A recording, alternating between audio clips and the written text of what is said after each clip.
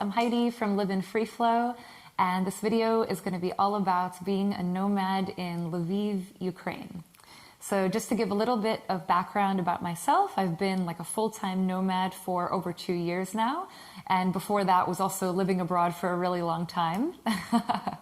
But it's been about 2 years where it's been pretty much full-on, no home base, living out of a suitcase, you know, moving from country to country every few months like that. So last year this continued despite the world situation.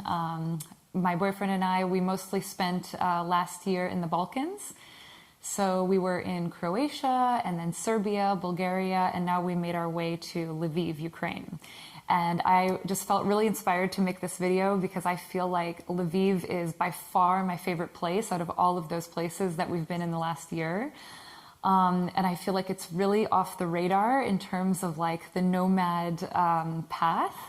And we're just like so grateful to have found it because actually it wasn't really in our original plan to come here. We had other places in mind that we'd researched, you know, from other nomads, YouTube videos and stuff. Like we were thinking of maybe going to Krakow, Poland, or Budapest, or maybe some of the more like well-traveled kind of places.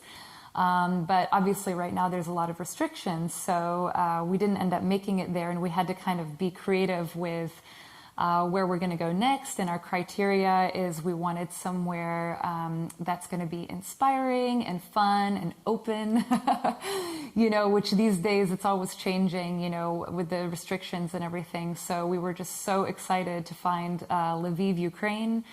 Right now you can get into the Ukraine with just an antigen test. So in most countries this costs about like $20 or something.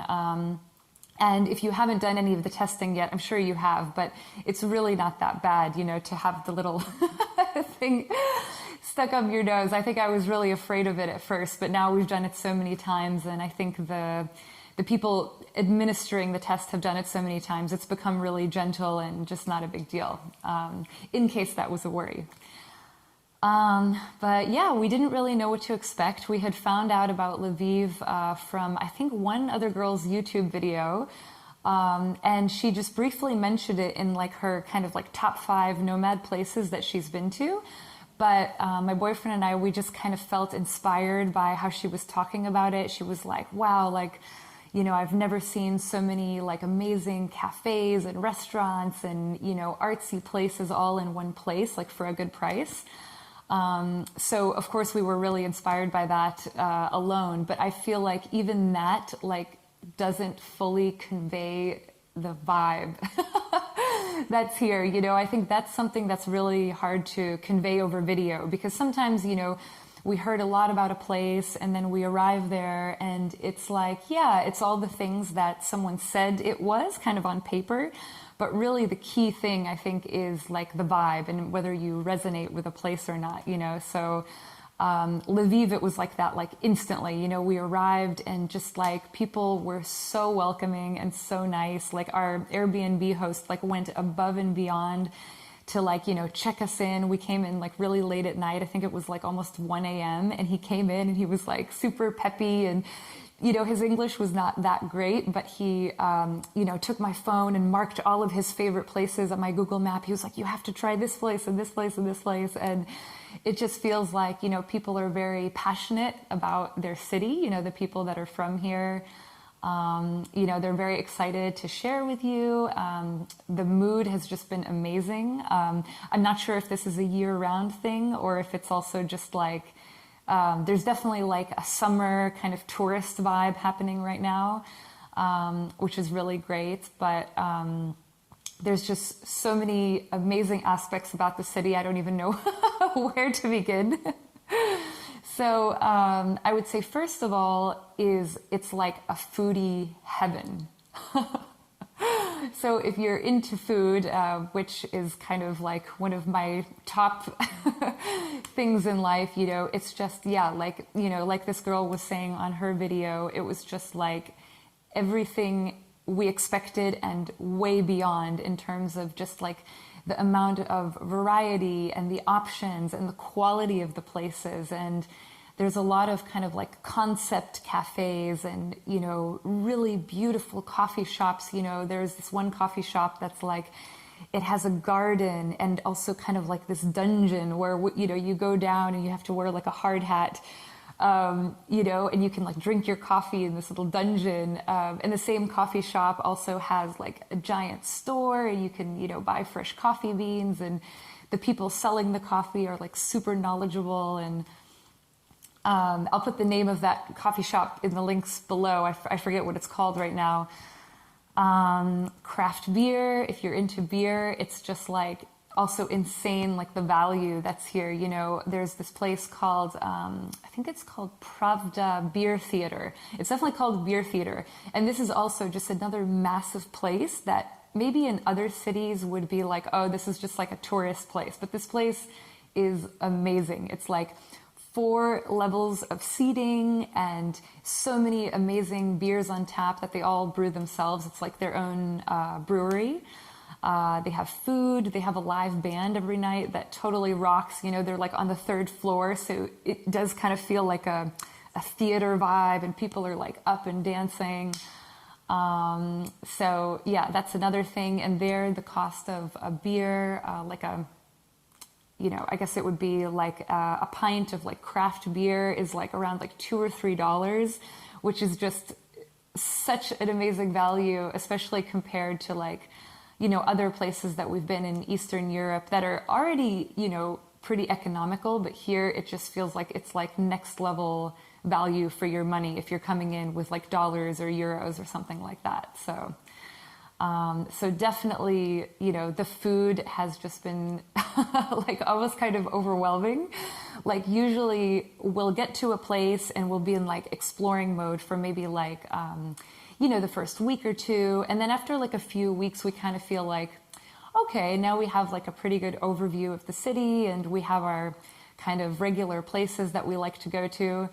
And with Lviv, we've already been here like 3 weeks, and I feel like we haven't even begun to like scratch the surface of all the amazing places that are here. We still have like a list of places we haven't tried yet.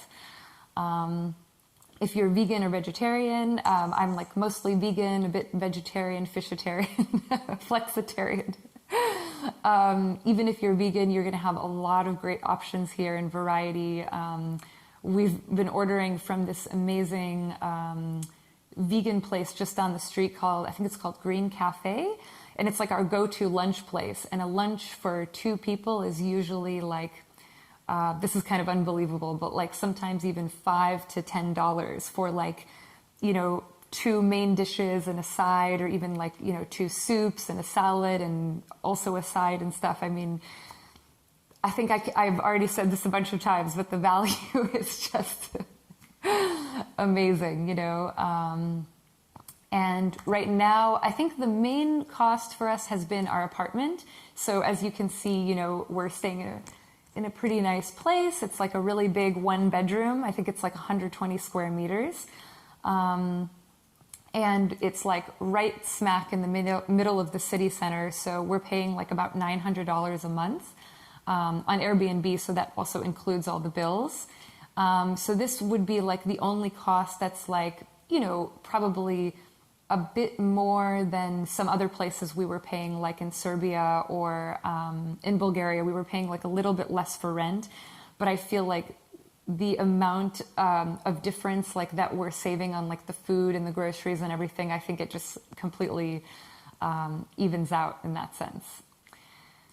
Yeah, so what else? I think another thing that just we were slightly concerned about before coming to Ukraine is we heard maybe like the English level is not so high. But actually being in the city center, and also there's a lot of tourists here, even though we don't hear a lot of English spoken like around us, you know, the people at the restaurants and the cafes and stuff, they speak enough English to, you know, really communicate with you.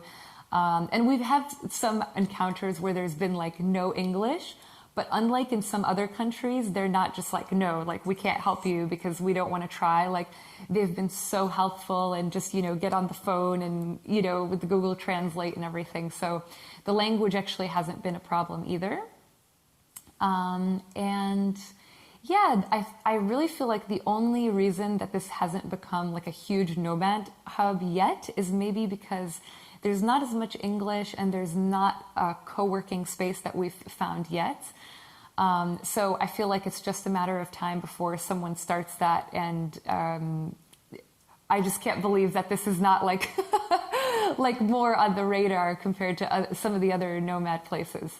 And then after the summer months, we also noticed like the rent does go down like significantly. Even the place we're staying in right now, I think it goes down like a couple $100s after the prime like tourist season, which is right now like July and August.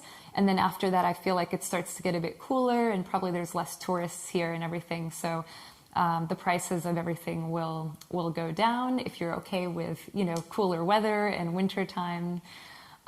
It's just such a gorgeous place, and I would highly, highly, highly recommend it. So yeah, that's all I wanted to share today about Lviv, and I'll update you pretty soon. My next destination is Odessa, so we'll see how that compares to kind of the quaint, cozy, walkable vibe that we've experienced here in Lviv. So yeah, wish you an amazing week and see you soon. Bye.